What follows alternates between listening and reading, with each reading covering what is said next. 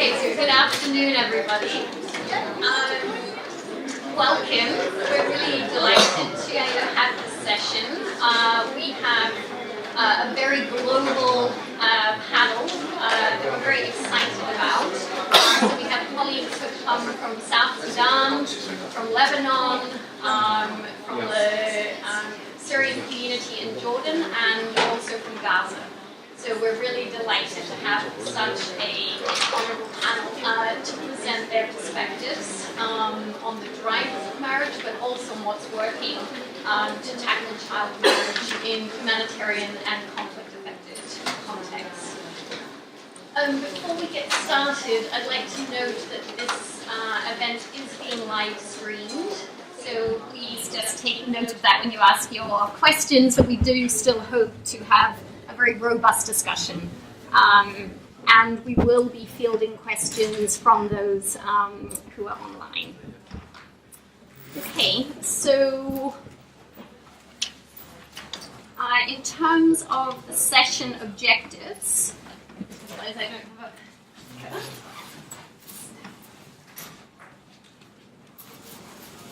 So we have 4 key objectives. We want to start by exploring what we know about the multiple and intersecting drivers that shape the patterning of child marriage in humanitarian contexts.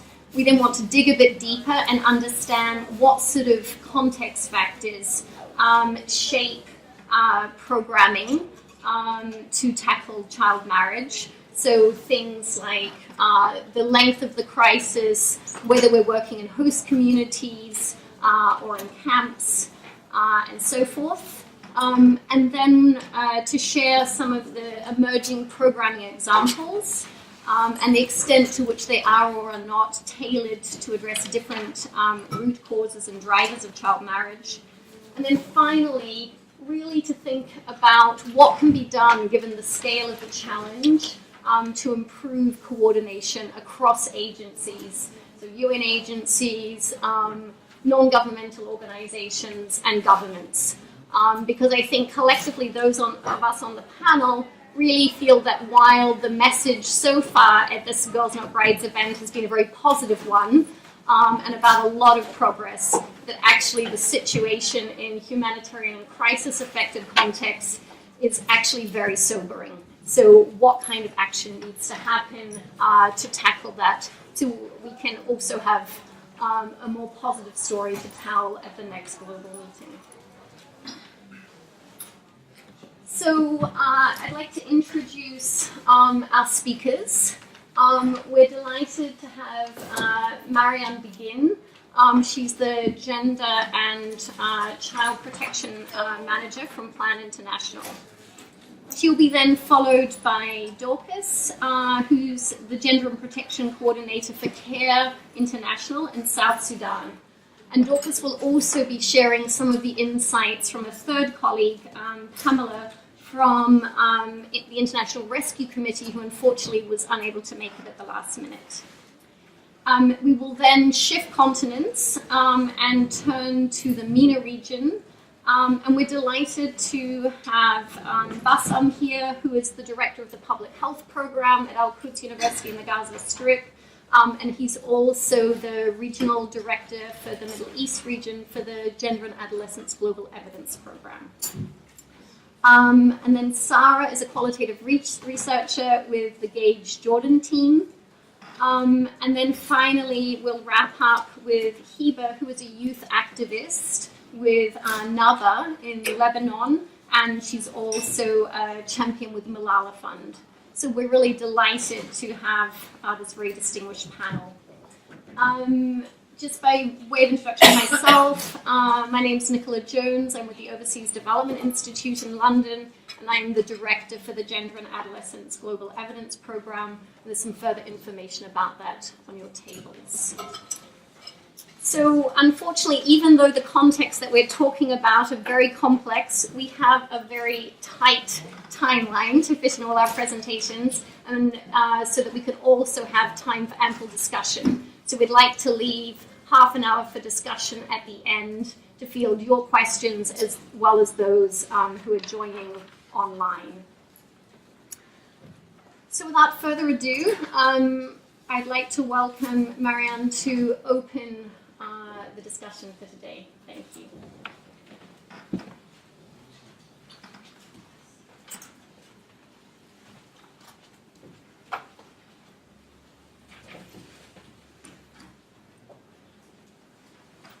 Good afternoon.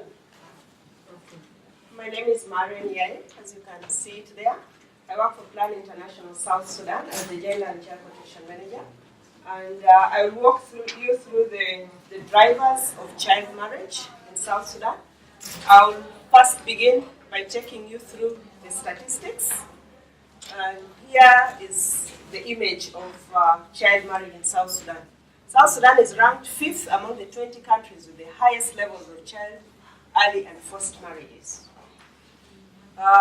Approximately 17% of girls under the age of 15 and some as young as 12 years old are forced into marriage with would-be husbands for a price of average of 20 to 40 cows. So it's partly about cows. 40% of girls are married while they were still children, a rate that is higher today as sources and rapid assessments conducted by UNICEF indicate that 52% of girls marry before their 18th birthday. This was an assessment conducted by UNICEF last year. We had a figure of 40% in 2010 during the Sudan household survey, and as you can see, it has risen from 40% to 52%, which means that we are not doing well at all. These are the drivers of conflict, and we decided to use this model to analyze the drivers of conflict according to the environment of the girl. And we started with the girl herself, and then the relationships around her, and that is her family, her friends, her peers, and all that network that is supposed to protect her. Unfortunately, instead of being protected by this network, sometimes it works as a driver of conflict. So I will focus on Central Equatoria because Plan, IRC, and CARE work in partnership, and we cover different geographical locations in South Sudan. So I will give an example of Central Equatoria, which is in the Equatorias. And in Central Equatoria, the picture is different. It's not all about cattle, because Central Equatoria is not a pastoralist community. It's an agrarian community. But still, it's about money. When it's not about cattle, it's about money. So drivers of conflict are majorly bride price in form of money or cows. I will cover the first circle, which is the person herself, the child herself. And these drivers include limited knowledge about law prohibiting child marriage and other violations and definitions of age of marriage. The Child Act is there. It was developed in 2008, but most of the population does not know about it. There is also superficial knowledge about why government is banning child marriage.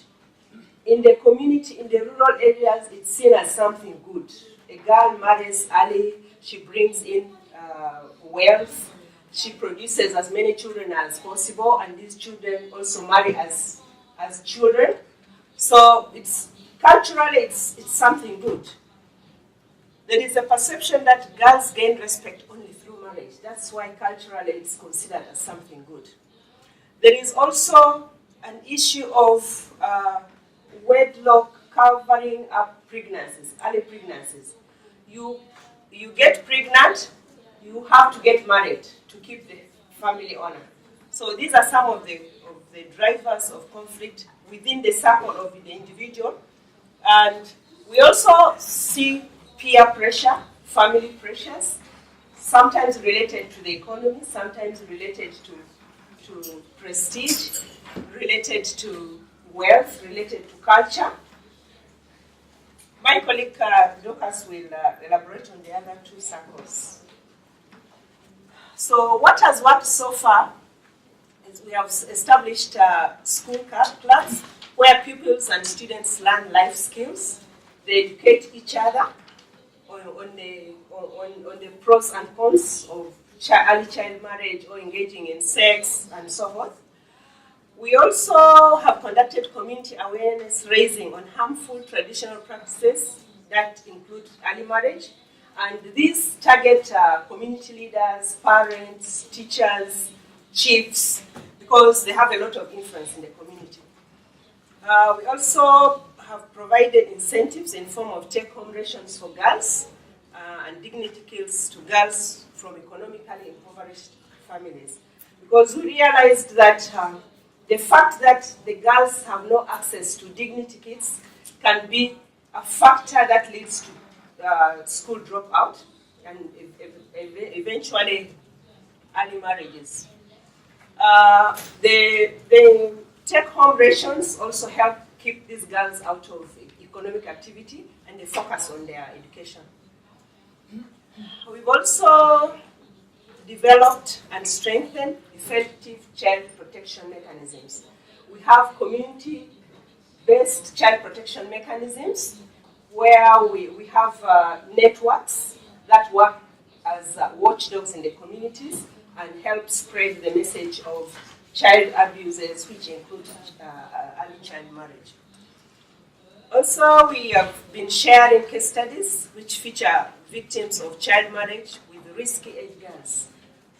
The more we share these stories, the more these girls share their experiences with those girls that are still in school, the more they know about the impact of early child marriage or early pregnancies and take care of themselves and build their future through education.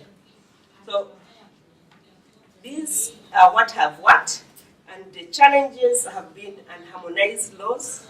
If the laws are there and harmonized, not many people know about them, and therefore they are not implemented. We also have a legal system that is thwarted by customary practices or customary laws. Issues that are supposed to be tackled by the judiciary, the statutory law, just end at the customary law level. We also have deeply entrenched negative cultural practices in families and communities. These are the challenges that we face in implementing interventions that try to address child marriage. I will leave you with these voices from young brides. Thank you.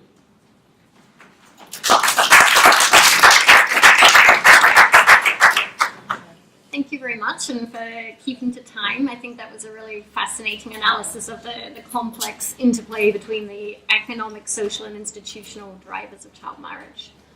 So now Dorcas is going to focus on programming and evaluation from another part of South Sudan. Yes.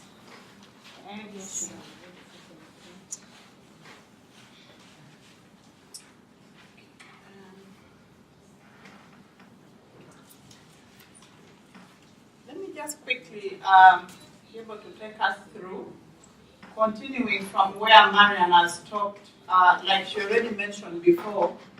We kind of divided this for her to be tackling part of it, and then I'm coming in with part of the statistics and also other drivers. As she said, we are working in different contexts, but all within South Sudan.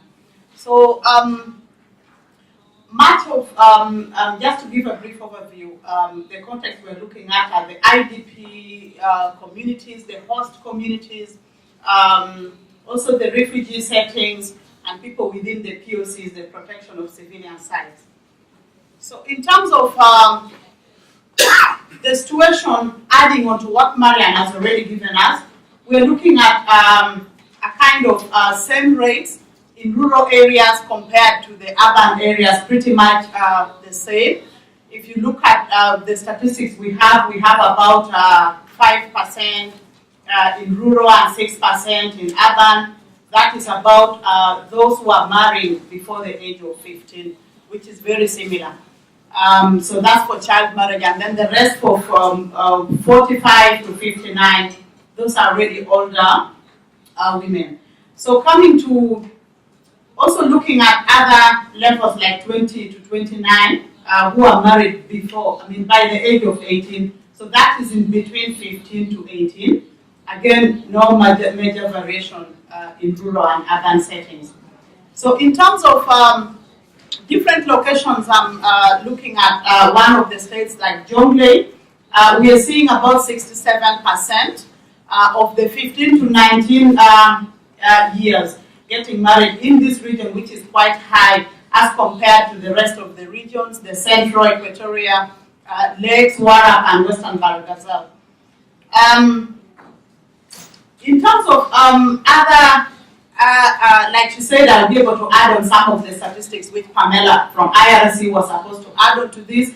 We did a study as IRC, CARE, and Global Women Institute of the George Washington University, which came out with some very interesting statistics. So part of those, we have about 67% of women and girls in South Sudan who have reported that they have experienced violence. So in terms of different types of violence, child marriage is just one of them, early marriage, but much of that has been physical and sexual violence.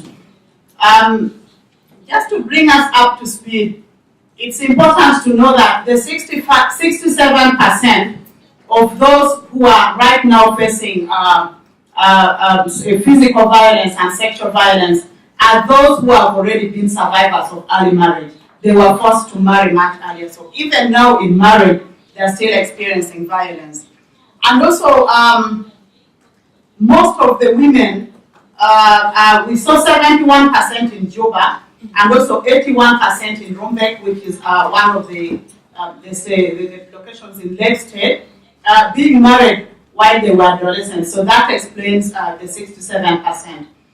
In terms of the different drivers, adding on to what Marianne has already given, bride price, if you look at this slide, the problem, the big issue are the cows. So this is the bride, and that is the price. That is where the big problem is coming from. So we are looking at the drivers. The biggest driver we are looking at is the issue of the bride price. A lot of attachments given to this. Girls are considered as well. So if someone has whichever number of girls, that is what they are counting as the wealth. And then in terms of the range, it ranges from as few as about 3 goats to up to about 300 cows. And if someone is blessed to be taller, they could even attract up to about 400 or 500 cows. So that is how it works in most of these contexts. So in terms of in most of the locations, also in some of the communities, parents are able to advertise. As soon as the girl reaches puberty, the point the girl is able to see her first menstruation, that is advertised. They'll put a mark on the house or somewhere in the family to show that we have a girl that is right in this family, ready for marriage. And then people will be showing up to be able to present what they have. So in terms of what they'll present, it depends on the number of cows you present. So if you present the highest, then you're able to take the girl as a bride. In most of these settings, we're looking at situations where education is taken as a big expenditure. Girls are like liabilities. Parents or families don't want to spend on educating girls because they know someone else is going to marry them, and therefore they will not be benefiting the family, but they'll go and benefit another family. So they don't want to invest in those girls. They would rather invest in boys because those will carry the family names. Decision to marry the girls, most times, as you can see from those, is made by the men, the fathers, the uncles, the brothers. So most times the women and girls really don't have a say. They can only say yes. They cannot say no. So this is what happens. They determine the number of cows they will take, and most times they're taking those cows to go and marry more and more women.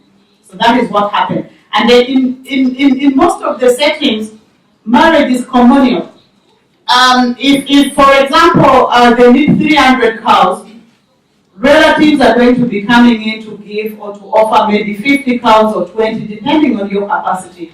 So it makes things even more complicated, because in the event that you will want to seek divorce, it's very, very difficult. So as part of the drivers, we're also looking at the conflict itself, leave alone now the cows, the conflict itself, and also the economic distress. South Sudan being one of the fragile states, we're looking at some of the statistics dating back to about 2013, but about like more than 3 million people already currently displaced. There are a lot of displacements happening within the country. So many IDPs who are displaced, who are living with host communities, but we also have quite a number that are crossing to Uganda, crossing to Kenya, crossing to Sudan, and also to Ethiopia. They keep crossing back and forth. So part of the cross-border study also, which was done, was able to highlight some of those. And then reports of sexual violence, including rape, is very high. And most of these are cases of those who are becoming survivors for the second time. They were already survivors the time they were married off. So looking at the different challenges, most of the programs are focusing on conflict-related sexual violence. Very few programs targeting ending child marriage. And also looking at the systems in place. Very weak institutions, the structures in place, education system, health systems. We just don't have time, but looking at statistics, the whole country, when we're talking about SRH programs, about 12% of health facilities only well equipped to be able to provide services to adolescent girls. And then the economic opportunities for parents, really, really weak. Some of the programs like Girls Education Program, which at the moment is really doing its best to be able to keep the girls in school, but that is improving access. It is also improving retention at school. What happens after staying at school? How will they be able to transition to the next level? Still a very big challenge. So in terms of what some of the efforts that CARE is doing, plus also my colleague from IRC was not able to make it, different interventions in place. For example, we are promoting integration of child marriage programs within other long-term programs. Some of them are for peace building, others like women economic empowerment. So these are already working out very well in these settings. Others are integrated within SRH program. And then there are also safe spaces. There are those safe spaces for adolescent girls, but also boys. Those within the girls' clubs in schools, but also women, girls-friendly spaces out in the communities, providing a range of services, being able to have life skills, being able to train girls, for example, on how to make reusable sanitary pads to help keep girls in schools. We realize the dignity kits are just not enough. But if they have skills to be able to make low-cost reusable sanitary pads, it can help keep them in school. And then social norms programs, tackling changes in social norms. At the moment, we're using different approaches as CARE, as IRC. SASA is just one of them, which works with local activists from within the communities to be able to change the social norms. And also supporting the women's movement. We're looking at the women's rights organizations with support from different donors. GAP is just one of them.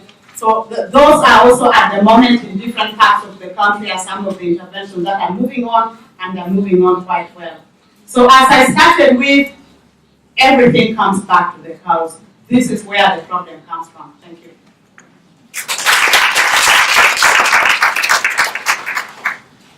Great, thank you very much, Dorcas, for that fascinating analysis. What we'd like to do now is to shift continents, and we're going to move to the MENA region, and we're going to start with some of the work that Dr. Bassam has been doing in Gaza. Thank you.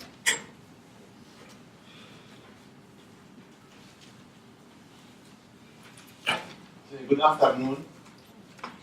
So I'm going to present some of the work we did within the GAGE program the work that have been done in Gaza. And just a brief background, the GAGE is a 9-year program implemented in the Global South, in South Asia and in Africa, in addition to the conflict-affected areas in the MENA region. The program aims to find what works, for whom, when, and how, and where to support adolescent girls and boys to achieve and supporting them to reach their full potentials currently and in the future as well. The GAGE focuses on six capability domains: education, economic empowerment, bodily integrity, voice and agency, health, and psychosocial as well. The approach we are following in the program, we don't do research on adolescents, rather we do research with adolescents. And as you have seen in the first picture, this is the picture of the young researchers we engaged with us. And early marriage and child marriage wasn't a topic to go and search about. We did not have this assumption. In fact, it came out from the challenges they themselves feel that these are problems. And also the presentation mainly will contain the quotes and citations made by the adolescents themselves. Our participatory approach, in fact, used interactive dynamic methods, including interactive discussion, scenario-based planning, friendly-based tablet surveys with beneficiaries, intergenerational dialogue, and interviews. So we really followed transformative participatory research approach. Regarding the drivers for early marriage in Gaza, in fact, is decreasing in general. 5 years ago, it used to be 38 among people at the productive age. Now it's 28. It's decreasing by around 5% every year. Yeah, and mainly attributed to education, the high enrollment of girls in secondary education, in addition also to other factors, including the socioeconomic conditions, which really marriage is very expensive, and there is delay in marriage among men as well. However, most girls are married to people who are much older than them, around 6 years the gap between male and female. Yeah, and most of them either become pregnant or deliver at still young age. The main driver of pregnancy, we found that the most cited driving was the socioeconomic condition of people, which really some families they think it's a method, a coping mechanism to reduce spending in the family. In addition, people who are poor also unable to spend in school, so we'll see that the dropout is even higher among the poor family. In addition to some traditional norms like consanguinity marriages, especially among those living in extended family. It's declining these days, but however, it's still there. Also, the school dropout plays a very significant role.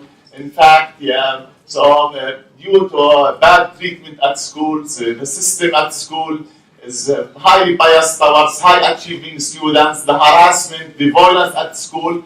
This led to dropout. As soon as the girl drop out, with the absence of any other informal education or vocational training, usually the only choice they have is to marry. In addition to other factors like protecting family honor, which is really a very central concept in the culture of people, which we will come to later during the discussion.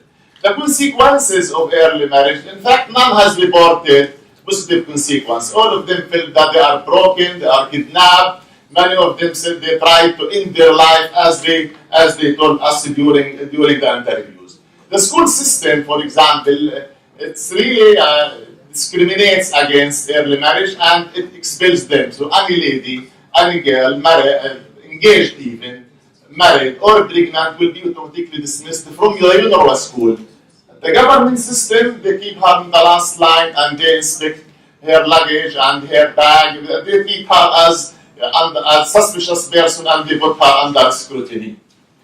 Another point is the lack of the access to livelihood, especially food. We're really surprised to see that mother-in-law in particular use food as a weapon to control the girls, the early married girls, and they were deprived from food sometimes for 2 or 3 days.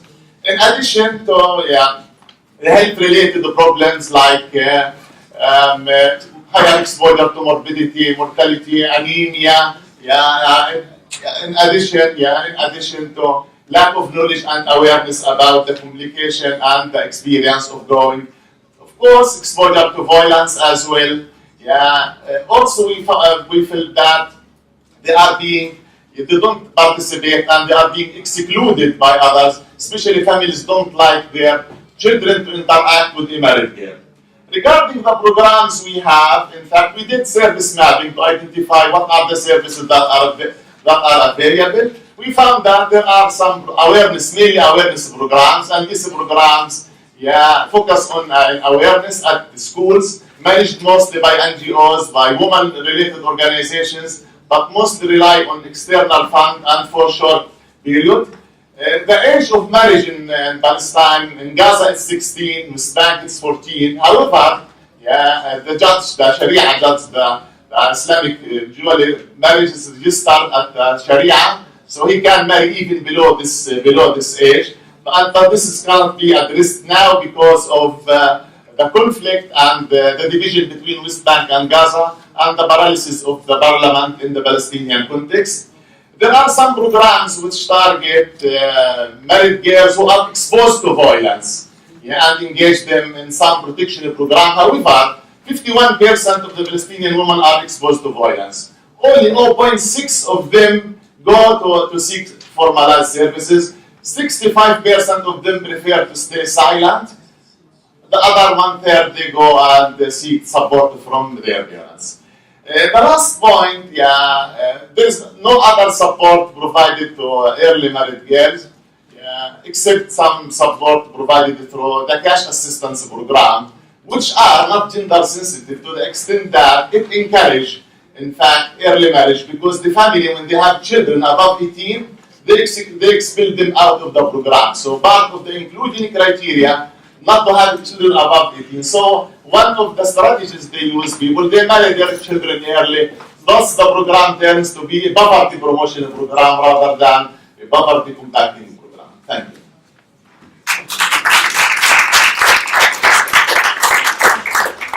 Great, thank you very much, Bassam. And I think a really important linkage drawn out there between conflict-related violence and then personal or intimate partner violence, and then the psychosocial toll that stems from that. We're now going to turn to Sara, who's going to share some findings from some work with girls who are either separated or divorced. So a group that's often missed out in discussions. Hello, everybody. I am Sara. I work as a qualitative researcher in Jordan on GAGE program, Gender and Adolescence Global Evidence. So actually, I'm going to give you a brief of our work in Jordan. So in Jordan, we are exploring and testing the effects of integrated adolescence and youth programming on the well-being and the empowerment of adolescent vulnerable status girls and boys from refugees and also host communities. We're including girls who are married and divorced. So the research I'm presenting today is based on research findings in Jordan from our formative research and evidence synthesis. So we did this research in refugee camps, informal tented settlements, and also we did this in host communities. We're actually focusing on the experiences of the girls who are married or divorced below the normal age of marriage. So actually, I'm gonna give you a brief, providing some context about the new trends in Jordan, about the prevalence of child marriage. So according to civil code, the normal or the minimum age of marriage is 18 years old, but actually ages from 15 till 18 are allowed to get married only by going to the Sharia court, for girls and for boys. So also, the rates for the native Jordanians getting married are the same. They haven't changed in the last, let's say, decade.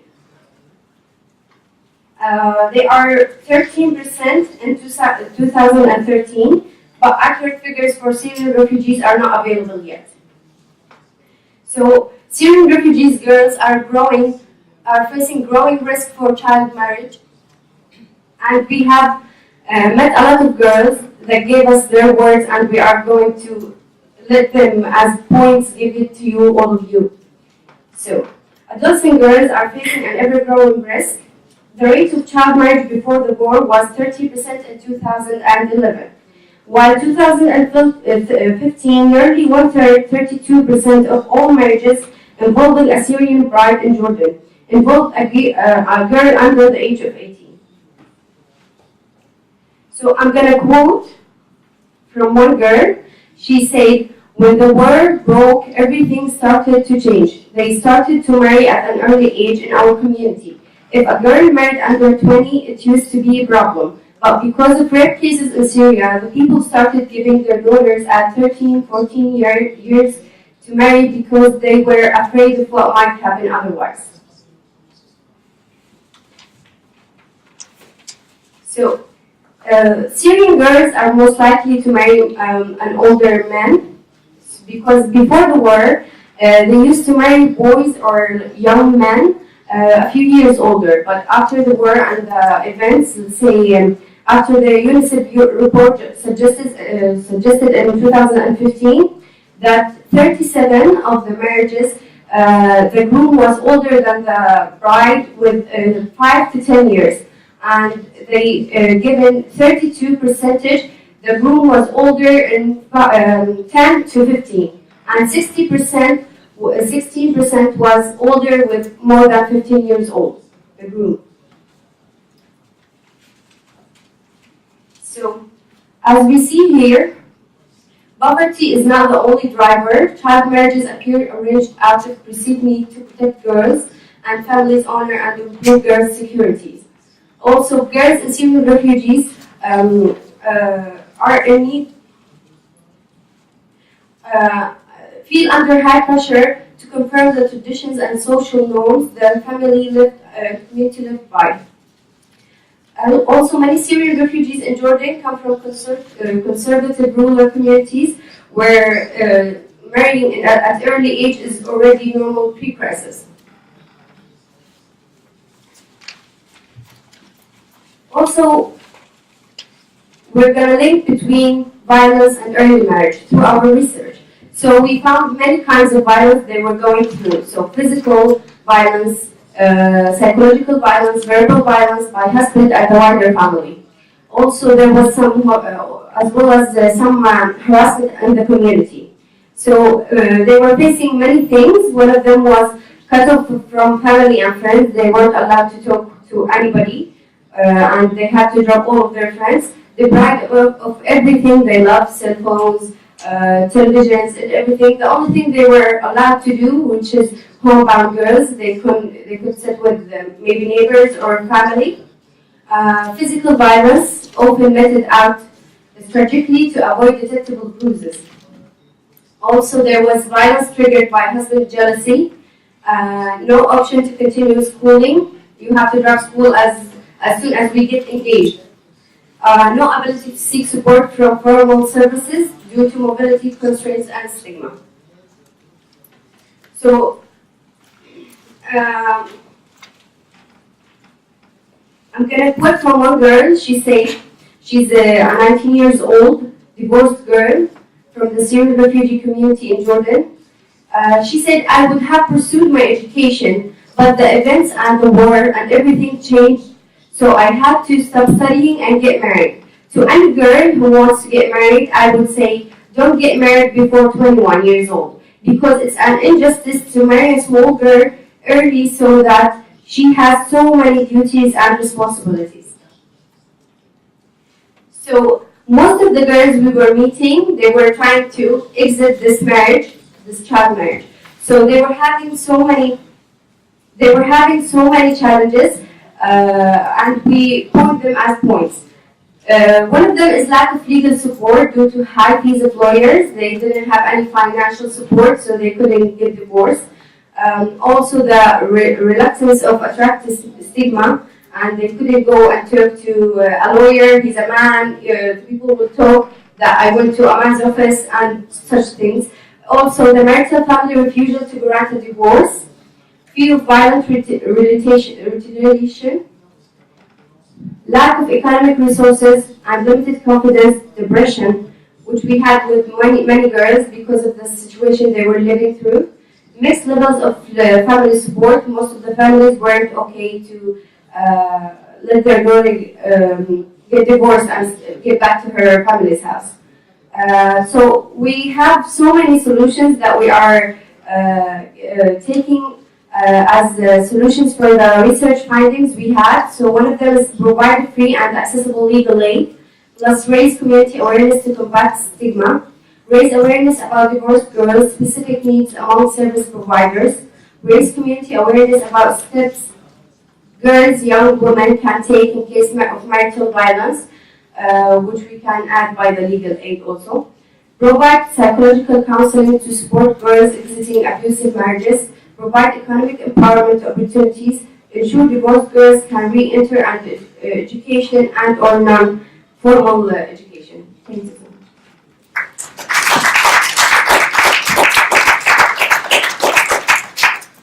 Great, thank you very much, Sara. We had I joined Sara for some of those interviews, and there were some very powerful and emotional stories that are emerging. So we'll provide you with information about the reports when they're released. And now we're delighted to have Hiva give the final presentation on the work they're doing in Lebanon. Thank you.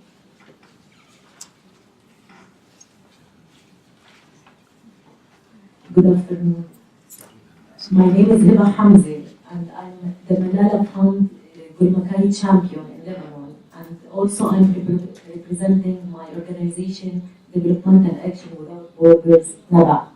We are a local organization working with Lebanese Syrian refugees and Palestinian refugees. And thank you for giving me the opportunity to talk and to present about the link of child marriage and education in Lebanon.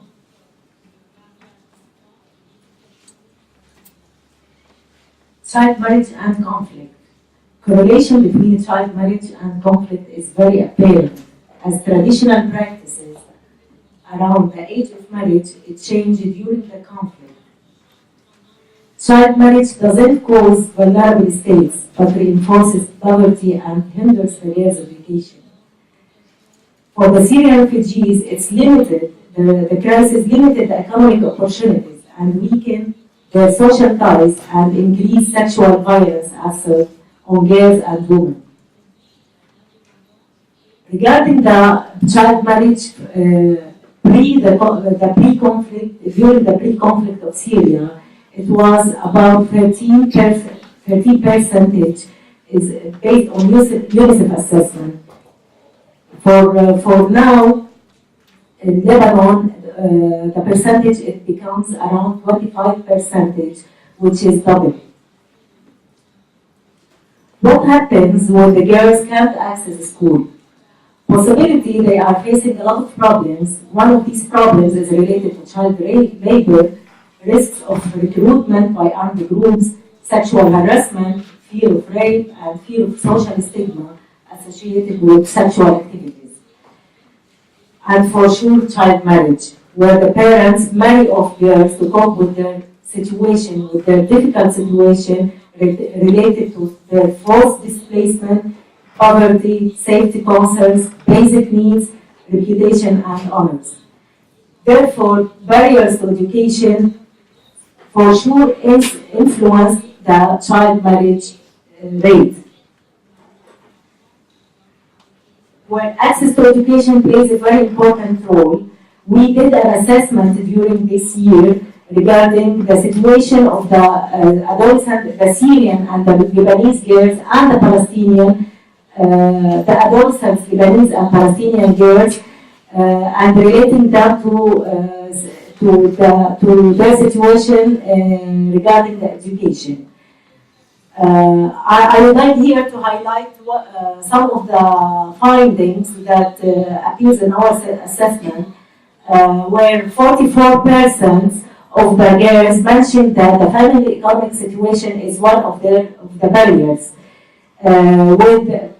especially for the secondary education in Lebanon. The fees is around between 181 and 300, and neither the Lebanese government nor the international NGOs cover this cost.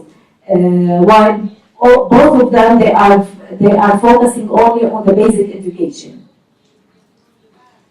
Difficulties at school were 43% mentioning that the unfamiliar curriculum were the language, especially for the Syrian refugees, were the language of instruction and the absence of clear mechanism for adolescents to enroll back to school, facilitating catch-up, such as the accelerating learning program, which also focused only on the basic education and the intermediate education, and they are ignored for the secondary education. The difficulty of maintaining legal residency after turning 15, especially for the Syrian refugees whom are run away or displaced to Lebanon, and while they are before 15 and they have to have their official papers from Syria. Greater distance to school, particularly in rural areas, North and South Lebanon. It is worthy to mention that only 3,138 non-Lebanese students enrolled in public school in 2017 out of 141,362, so that it's less than 3%. Other girls-specific reasons, it's related to fear of sexual harassment, lack of private clean sanitation facilities at school.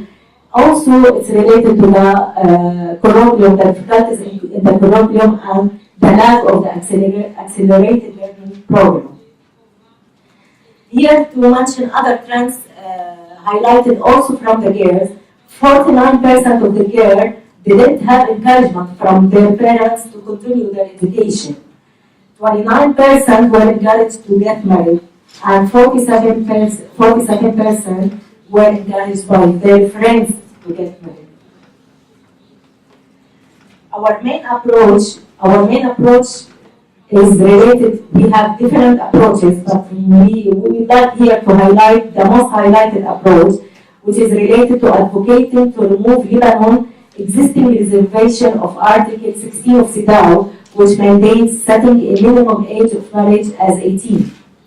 Encourage increased government commitment to the elimination of barriers to education, secondary education fees, requirement of legal documents, and need for transcripts. Supporting the improvement of education programs, as we mentioned before, which is related to the accelerated learning program for the adolescent girls. Investing in the girls, which is establishing a group of the girls who are responsible to find their common problems and to advocate about it towards the Lebanese government and towards the international community. Finally, increase role models and enhance agency to adolescent girls, parents, and community members. I would like finally to invite you to join our campaign, join the Dormagai Network Champions campaign in Lebanon and Turkey to ensure all adolescent girls are in secondary school. Visit us and sign the petition on the website. Thank you.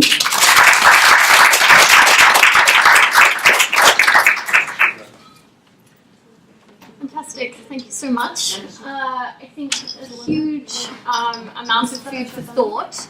We now have about 25 minutes for questions, and at the end what I'll try and do is just to try and wrap up with some of the cross-cutting themes, so we have some takeaway messages. But for now, we want to throw it open to all of your questions, as well as anyone who's listening online. So we do have some roving mics. Who would like to start?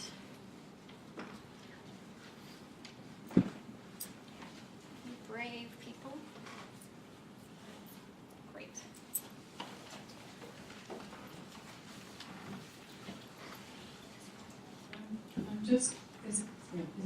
I'm just puzzled by the cows thing. I just wanted to know, have you been looking at any solutions on the cow issue? Because it was mentioned, and I mean, we can do a lot of things, you know, try to work on the symptoms, basically, but what about the cows? And the families and the networks and the complicated, yeah. So I was wondering if anybody has any experience with that. It's such a different type of work, right? So, yeah. Sarah, there's someone right in the back.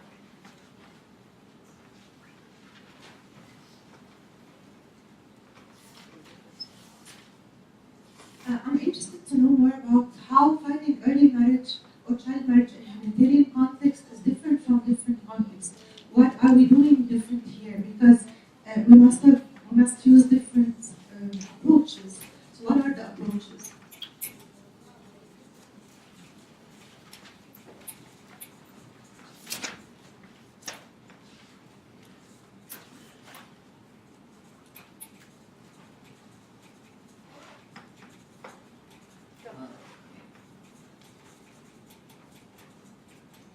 Okay, my question is from Hiba Hamdi that she mentioned in her presentation that 47% of girls were actually encouraged by her friends to get married. So it is a very high ratio, 47%. How they are encouraged by their friends? It's very confusing. I mean that how friends can encourage such a high ratio of girls to get married in an early age. Okay, a couple more and then we'll get some responses from the panel. Come on. Sarah, yeah. Ok, merci. Félicité du Togo. Vraiment, je voudrais quand même féliciter les panélistes qui voudraient quand même avoir des précisions sur certains aspects. Lorsqu'on me dit par exemple, j'ai participé souvent à des filles qui sont enceintes sont envoyées de l'école. Bon, est-ce que c'est la loi qui l'exige? Parce que particulièrement, je me dis que si la fille est enceinte et qu'elle n'est pas malade, si elle veut supporter la grossesse, elle prétend que c'est à la fin. Elle accouche et elle regarde l'école. Ça, c'est le premier aspect que je voudrais voir. Deuxième chose, par exemple, au Liban, c'est le problème de mariage également d'enfants qui se posent et cela a beaucoup influencé la scolarisation des filles. Je sais si les étrangers qui vivent au Liban et qui sont dans cette situation, elles vivent également le même sort. Voilà, puisque je sais que quand il y a toujours des filles qui vont, elles sont également dans cette situation. Et le problème de langue qui se pose et qui constitue un frein pour l'éducation des enfants, c'est quelle est la solution d'approche qu'on a posée à cela, puisque les organisations interviennent également dans ce sens. Merci.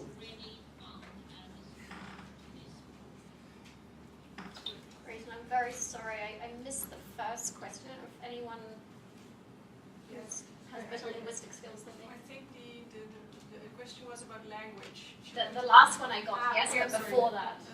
Okay, but she was asking about pregnant girls and whether that was because of the law that pregnant girls were sent to school. C'est bien, non? C'est la question, c'était sur la loi. D'accord. We're expelled. Yeah.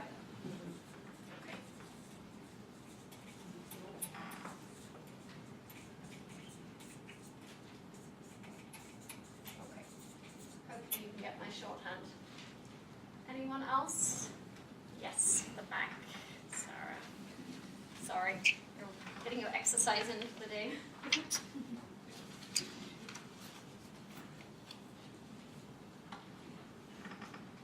Victoria from the Global Partnership for Education. It's not the first time that I've heard that secondary school fees are a barrier and a hindrance to girls continuing their education.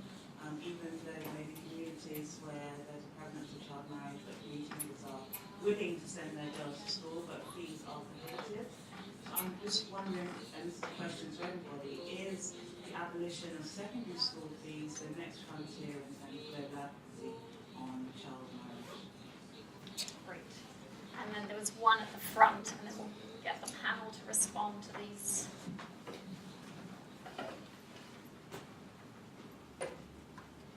Yeah, thank you so much.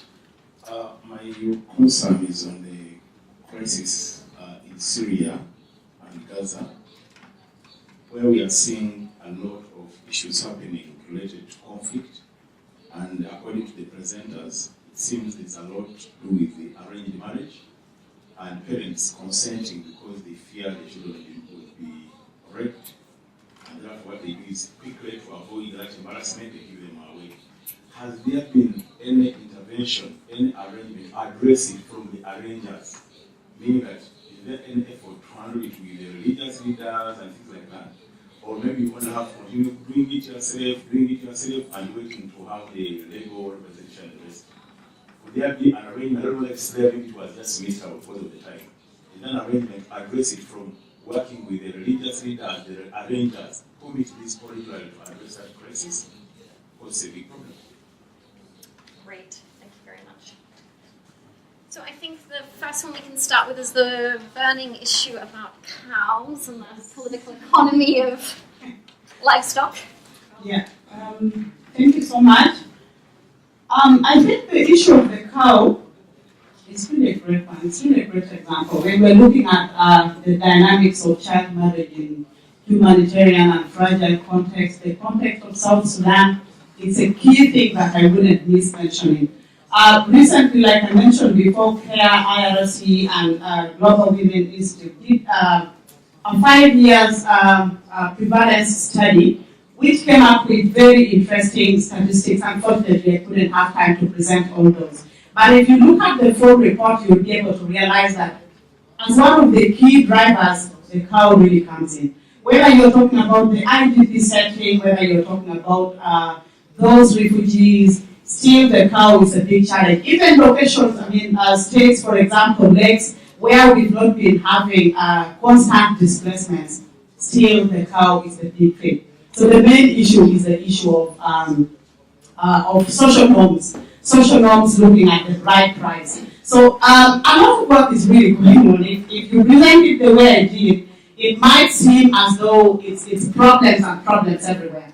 But in the morning, we were able to have a session which brought out the positive things which are being done to be able to tackle this. And a lot of work is going on around this already as CARE, but also as IRC, together with all other agencies, like PLAN is one of them, and different other INGOs and UN agencies, and also the women's rights, the youth-led, the women's groups at the sub-national level. Together are able to really do a lot of work which is going towards prevention of this. So I just mentioned one example which was about preventing child marriage, which is tackling the social norms. At the moment in South Sudan, we have different strategies being used. I talked about SASA, which is a very comprehensive, it's kind of long-term, very challenging again in the humanitarian context due to the constant population displacements, but it's something which is really moving forward. At the moment, we are in some of the locations, we are at the awareness phase. So a lot of all that is moving on in different parts of the country.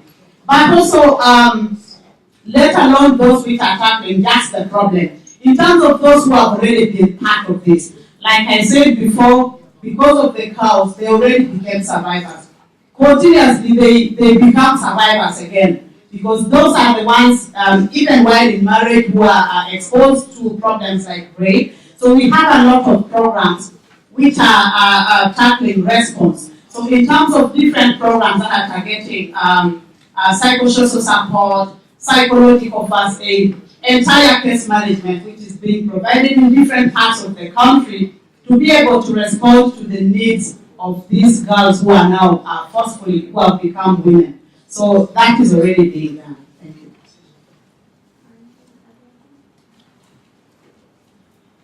To that question or to any other? The girls.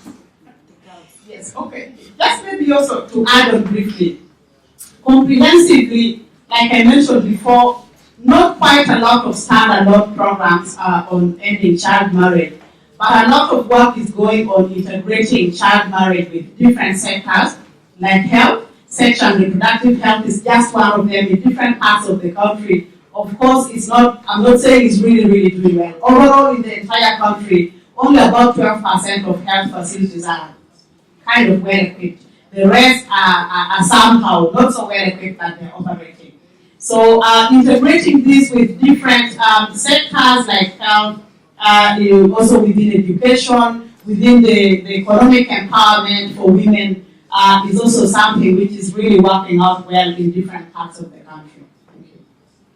Yeah, I'll just add a bit on the cow as a livelihood.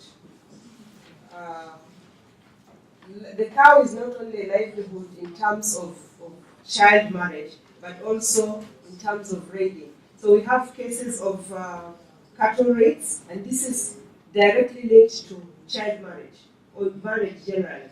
Because you have to go and raid cows in order to come and pay the bride price for your brides. And we are talking about communities which marry up to 40 wives. So you can imagine the need for the cow. And there is not much that has been done to discourage cows as a livelihood. USAID tried that in the conflict transformation office, and it did not work so well. Because, well, people found alternative livelihoods, like in fishing or making bricks and so on, but it was short-lived. Still, the cultural aspect of the cows came in time and again. So it's something that maybe we'll learn lessons from similar contexts, like the Karamoja in Uganda, the Maasai, and the Turkanas in Kenya. This is something that is open for discussion. Thank you.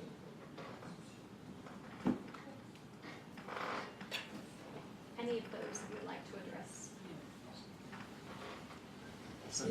First of all, I will, regarding the secondary school fees as barrier, for the Syrian refugees, it's a big barrier to pay $300 or $200 for the fees of their secondary education years. In addition, they will pay also the transportation for their years, because either the Lebanese government or the international, they are not covering the fees. So they prefer to let their girls stay at home and to let them get married. For the friends encouraging them, yeah, there are some friends they are encouraging. Some of these friends they are not married. Other they are married and they said that it's a kind of protection and it's relating to the culture and the traditions that they are living in. Because the assessment that we did it in rural areas in Lebanon, we did it in Palestinian refugee camps and within the Syrian refugees gatherings. Thank you.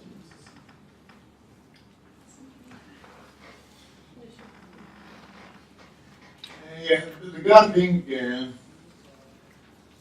how child marriage differs in humanitarian context, indeed many of the drivers and are the same in humanitarian context and in non-humanitarian context. However, in humanitarian context and during a crisis, there are additional things which really push families or push girls to marry. Like for example, when there is a humanitarian crisis, most of the focus and the policy making level and attention and the resources goes to the humanitarian interventions for saving lives, for emergency care. We notice that even for other things, that could be a matter of life or death for women, for example. Like during the war, many women die during delivery because the maternity hospitals evacuated to accommodate injuries and to accommodate people who are injured. Yeah, and there is assumption that early marriage or antenatal care or even delivery is not life-saving, while we call it, although it could be more dangerous. Anemia could be more dangerous than manipulis, for example. So usually in humanitarian context, there is no discussion about early marriage, like in Palestine, for example. Never been on the agenda of policymakers. It's not part of the strategic plan of any of the relevant ministries. No one talks really about it. It's not being perceived as a problem. Mostly it's perceived as a problem by women organizations and by human rights organizations, in addition to people who suffer from it. They really pay the price of the early marriage and the vulnerabilities. And from all the vulnerabilities we have seen in this research, early marriage was the most dramatic one. It was the most complicated cases, even more than the people with disability. So what do we do? Yeah, How do we address it differently? How do we address that differently? So one of the issues in addressing them, we need to pay attention to the multiple needs of people who are living in humanitarian context. So it's not only just a matter of early marriage due to cultural reason. Here you have other factors as well, including the socio-economic factor. Like we noticed, there is increase in the past year. The median age of marriage in Palestine was 20. This year it became 19. Why? Because there is more deterioration in the socio-economic condition. So when we address them, we have to pay attention to the multiple needs, to multiple vulnerabilities people are living in this place or living in crisis situation they are facing, in addition to other vulnerabilities resulted from the war and the violence that is happening during the crisis by militant groups. Another point also affecting or related to the humanitarian crisis, the poverty. So usually when you have chronic crisis, like in Palestine, it's one of the main drivers is the poverty. When people are poor, when they cannot support girls' education, then they tend to marry their children earlier. Regarding the point about secondary school fees, really, education is almost free in Palestine. So it's not a matter of fees. UNRWA provides free education, and the Ministry of Health or the Ministry of Education also provides free services. It's more about how the system is biased. So the system is not gender sensitive. The system is not adolescent system. There is a lot of violence by teachers inside the school, and the system is totally biased to the first few ones at the school. So girls in Palestine, they attend secondary school and complete secondary school and go to universities more than boys even.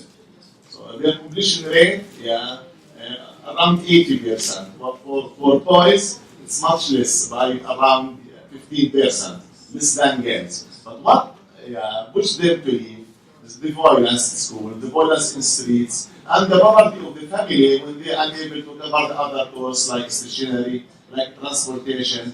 So I think the package of support should consider all the expenses related to the schools. The point against arranged marriages, the MENA.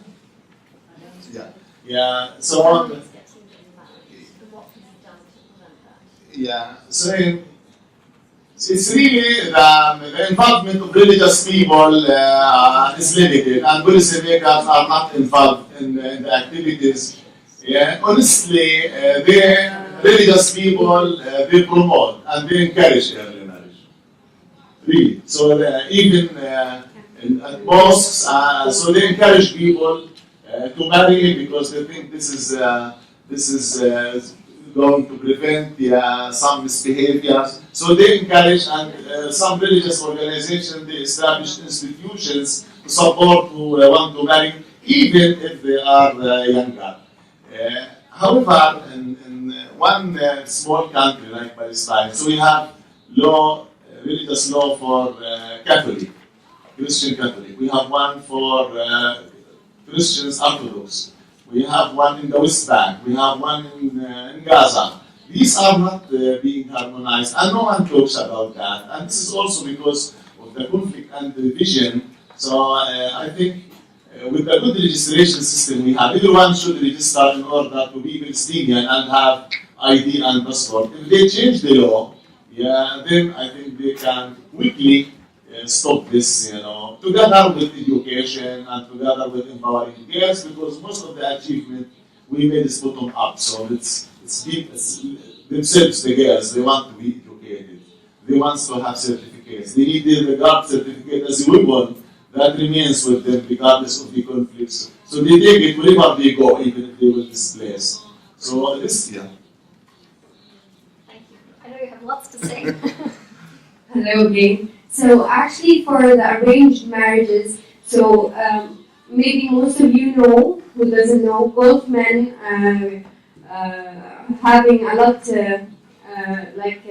influence in that child marriage in Jordan, because they used to come and marry 9, 8, 10, 12 girls years old from the Syrian refugee community. So we asked why and how you find these girls. So actually there was agents who, both men would go to her and ask her, I want you to find a girl for me. The age, the description and everything, just like they're selling something. As normal as it is. So when we met the agent and asked her, why do you do that? You have to stop doing that. So she says, if I don't do that, my sister will die. I can't bring her medicine.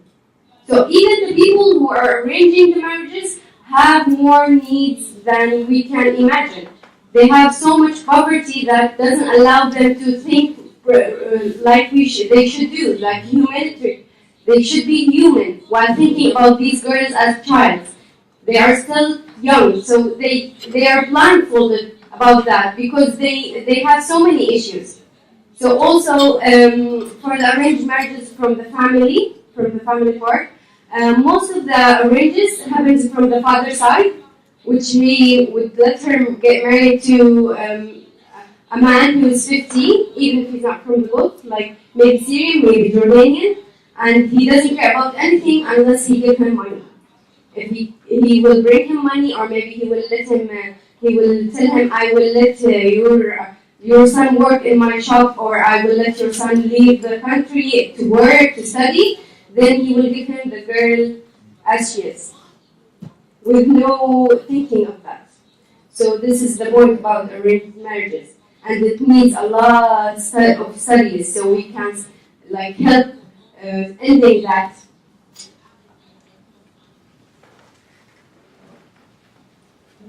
I think in Lebanon we have the same the common problem because we are working both with Syrian and Palestinian refugees. But with Syrian, it's mostly highlighted, mostly apparent.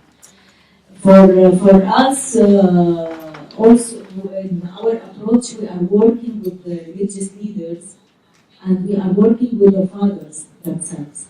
We establish groups of fathers of the Syrian refugees and Lebanese whom are trained to advocate towards the risks of early marriage and how to protect their girls from early marriage. I think somehow we are succeeding in some ways, but we need to work more. We need to work more on the mentality of the people first of all. Then we need, as my colleague Sara mentioned, it's a way of transaction. We have a lot of cases for the girls who are getting married in 13 years old, 14 years old, in order to allow her brother to go to Europe, to pay the cost of the visa and the ticket in order to go to Europe. In addition to many other problems. So what we are working now, we are working with the stakeholders, with the active members in the community, whom are considered as the influencers or the influenced people, and with the community leaders, with the religious leaders, with the popular committees, with the municipalities. So we have a group of active members who are working on the advocacy and the awareness of the local community. But still we missing the to fill the gap of the economical situation for the Syrian refugees and the community who are suffering from poverty. Thank you. I'm going to use my role as chair just to also add a couple of points in just in terms of strategy. So one strategy that has been used is social assistance or cash transfers to try and give families some basic income so they're not forced into these kinds of strategies of essentially selling their daughters in marriage. But across the Syrian response right now, there's huge funding shortages. And what we're seeing is cash transfer beneficiaries, the numbers are being decimated. So that's something I think to really pay attention to and to be very aware of, which is very problematic. On a more positive note, just to say, someone was asking about how can we engage more with religious leaders, and one of the things we're doing in the GAGE program is partnering with UNICEF in Jordan, and they are running a big program, the Makani Initiative, which is a non-formal education center which also provides bridges into school. But what they've done that I think has been very innovative is, in order to go to scale very quickly, they used existing platforms of community-based organizations, faith-based organizations, and also NGOs, but particularly in working with the faith-based organizations that didn't traditionally have a focus on either adolescence or gender. There's been a way to raise awareness about these particular problems, and now they're in their centers, they're teaching awareness about gender equity, about the risks of child marriage and so forth. So it's been a way to go to scale very quickly, to get community buy-in, but also then to ensure that some of those organizations are much more aware about some of those issues. So I think that's going to be an interesting space to watch over time. I think we have time for a couple more questions.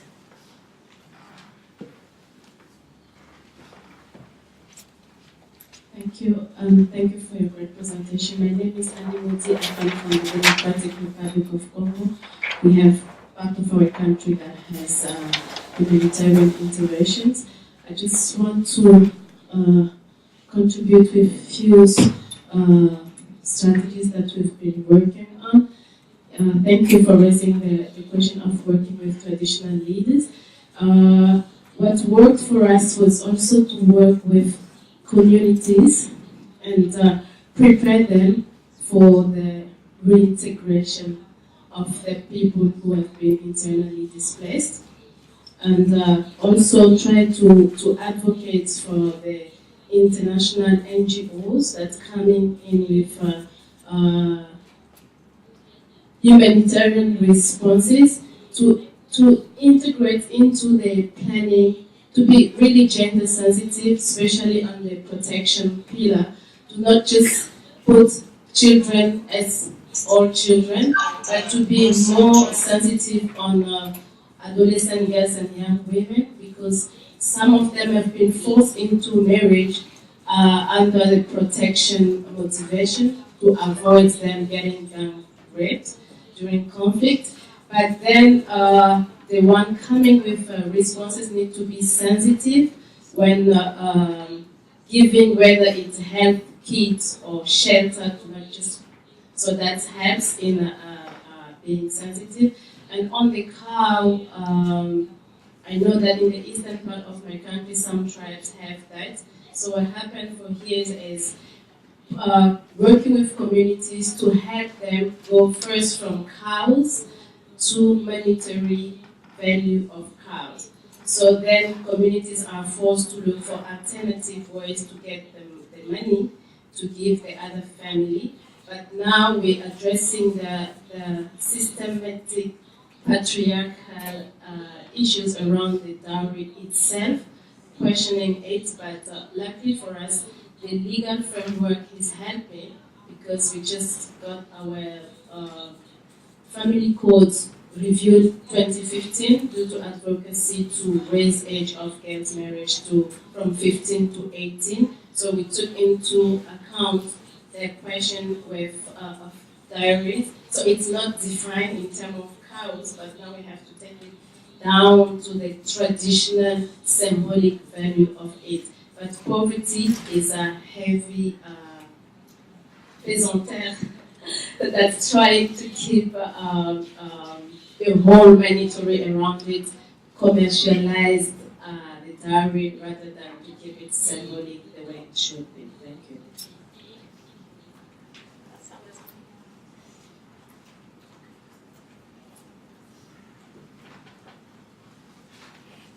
Thank you very much. My name is Justine Batu from Cameroon. So it's been interesting these 2 days listening to different presentations and getting to know that emphasis is on educating the girl child, then emphasis on education as a sustainable solution to ending child marriage. I have 2 questions. The first one is, I wish to know from the different presenters what the situation is in their context, whether the category of men who take the girls as children into marriage are educated or are the less educated. Because if I lay emphasis on girl education as a way to end child marriage, we also have to look at educating the boys. Because I believe that if boys are educated even more, and they'll have that knowledge to understand that getting a girl into marriage, a child into marriage before the age of 18 is wrong. It's not good. So we have to understand whether they are the men who are educated or the less educated that take the girls into marriage. And talking about child marriage in the humanitarian context, during conflict, everyone is affected. The men, the women, the girls, the boys, but we also understand that they're affected in different ways. They have different degrees of the way conflict affect them. But now, if everyone is affected, and let's say neither the boys nor the girls go to school, so everyone is affected by not going to school. And can we say that the fact that the boys don't also go to school perpetuate child marriage? Because by not going to school, it gives them probably the opportunity to marry the girls early, but also they marry early.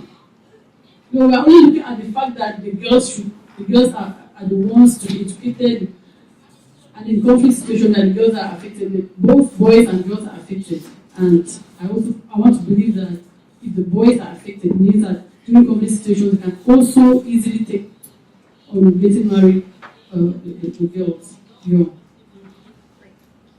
I think Bassam, you had a question, right?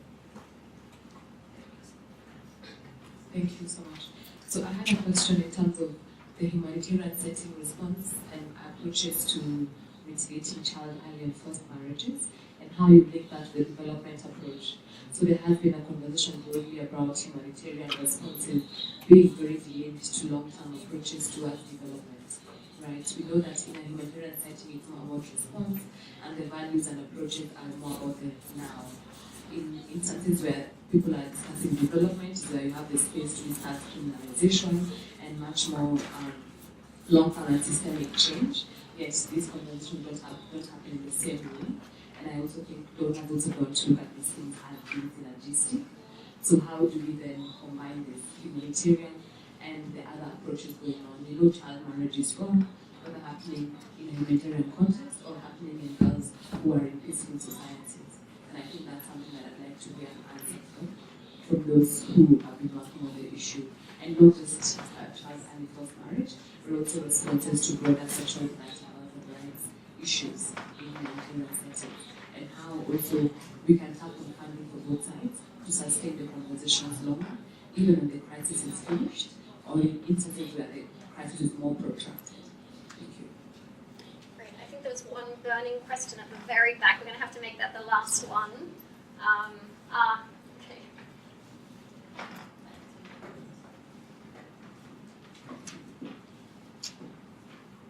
Thank you.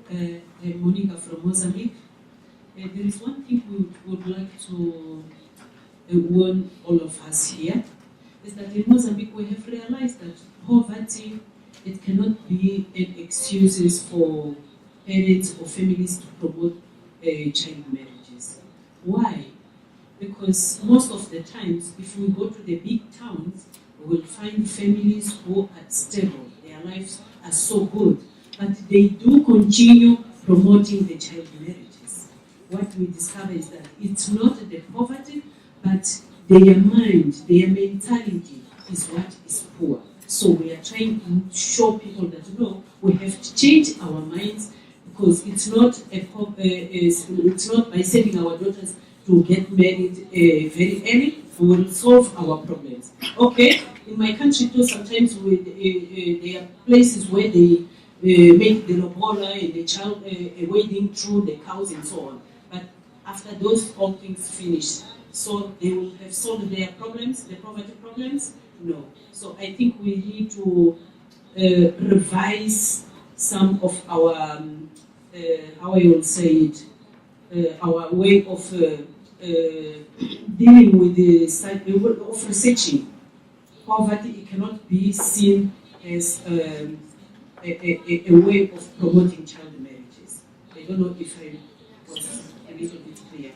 Thank you. Great. Thank you very much. Oh, I think, is that the final? Can you really make it super short, please? Ah, okay. Very quick. It's not a question, but a comment or a contribution. Just to say that a lot of refugees in host countries actually fall outside of the education system in terms of services provided to them. So it's very important that they be integrated within the education system and that the education sector plans begin to reflect the needs of refugees. And so for the Global Partnership for Education, this is one area that we are working on in terms of supporting the countries that do have a heavy burden of refugees and internally displaced. And it's as CSO it's also important to be aware of regional frameworks and regional initiatives that are also trying to push this agenda. So for example, countries in the Horn of Africa, such as Kenya, South Sudan, Ethiopia, etc., you have IGAD, which is also working to try and promote such initiatives. And in terms of bridging the humanitarian and development divide, there are conversations happening on education with regard to education cannot wait.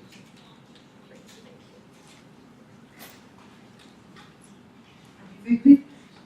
My question is related to involving religious leaders, because religion here and child marriage is not the model. It's just the fake justification.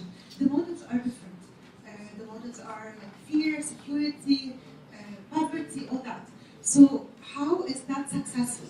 And also another point that I wanted to highlight, that it's very risky also to call for the intervention of religious leaders, religious men, who don't fully buy into the full framework of women's rights or adolescents' rights. So isn't that also putting our agenda at risk?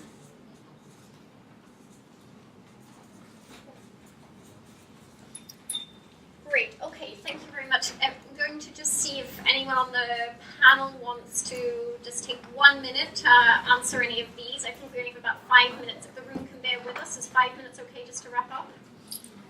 Okay, so super short responses, please. I will answer the question related to the religious leaders. They are the problem sometimes. Not always, please. because even the religious leaders, they are encouraging the early marriage, and they facilitating it without even they are ignoring to register it in the court. So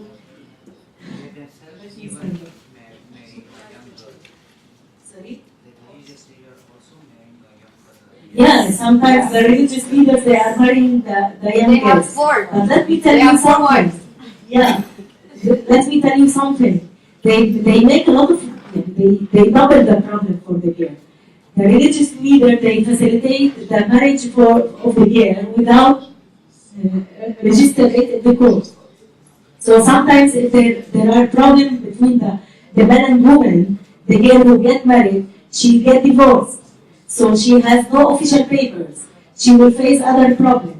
Her marriage is not registered. The second problem, if she has a baby, her baby is not registered. The baby is growing up without any official paper and any official document. So the problem is double and triple. So that we make sure, we believe that some of the religious leaders, they are encouraging child marriage and without taking into consideration the problems they are facing. Thank you. Great.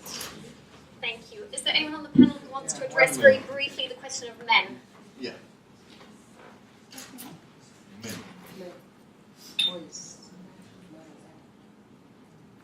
Okay. Which one? I was prepared to talk about something else, but also I think that is something which is really great. The education which is supposed to be targeting boys. Also from the 5 years study, it is something which also really came up.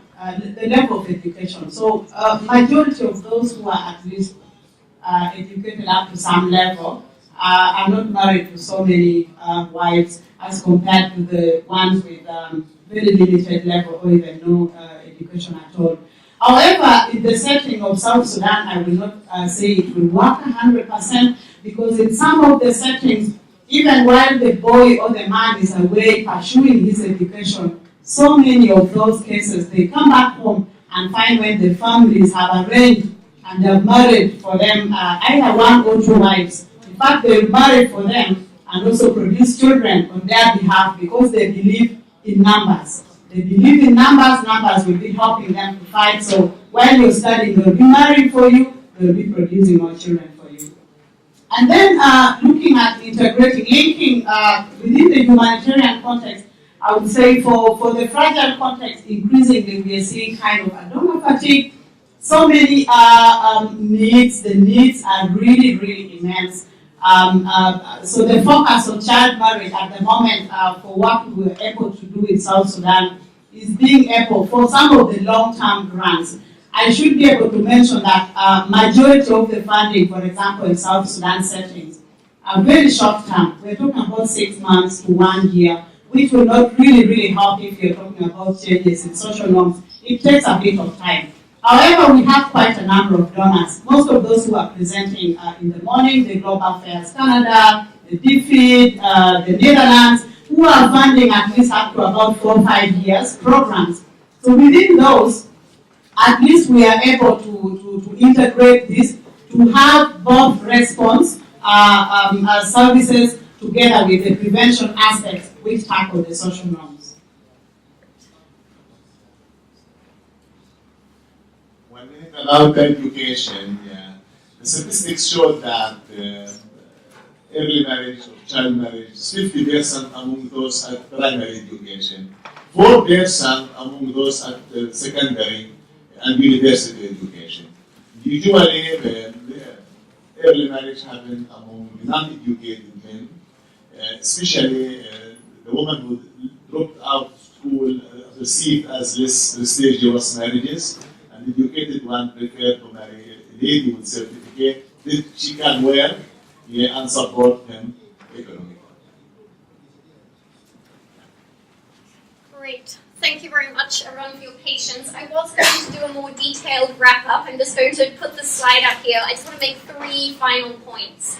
I think the first one on data gaps, I think what you will have heard is that this is not a good news story in terms of the trends in humanitarian crisis affected contexts. So we don't have great data, but the data that we do have shows very high rates and increasing rates. So this is something we need to get a much better handle on if we're going to program effectively. And we need to be able to get trend data and longitudinal evidence to see what's actually working. Secondly, I think it really picks up on the point about the bridging the humanitarian development divide. Because of this huge need, we need to get a much greater array of actors engaged. And everyone on the panel we met for a breakfast meeting this morning highlighted the fact that child marriage is not prioritized at all within typical humanitarian discourse. So we need to think of savvy ways to make people pay attention. So what are the links longer terms in terms of the effects on violence and the linkages over time, in terms of the health consequences, in terms of the economic costs. But we need to make these cases specifically within the humanitarian crisis. And then I think thirdly, one of the things that's very challenging, but we need much more And it's particularly challenging within humanitarian crisis because of the very short-term funding windows, is we need to make sure we're embedding robust evaluation designs in the programming that's actually happening from the outset. It's not enough to just do some quick post-program analysis if we really want to encourage learning. So we need to think as a donor community how to incentivize that kind of robust evaluation evidence from the outset, so we can capture the effects and then hopefully garner much more attention on this. So I just think as a final word, let's hope that we can tell a much more positive story around programming for child marriage at the 3rd International Girls Not Rights event. So finally, I'd like to thank our panelists very much. They've had to make a huge effort to get here. I think Bassam took 3 days to get through the Sinai Peninsula, so we're really been very privileged to hear from all of our panelists in these contexts, and please do follow up with them afterwards. Thank you very much.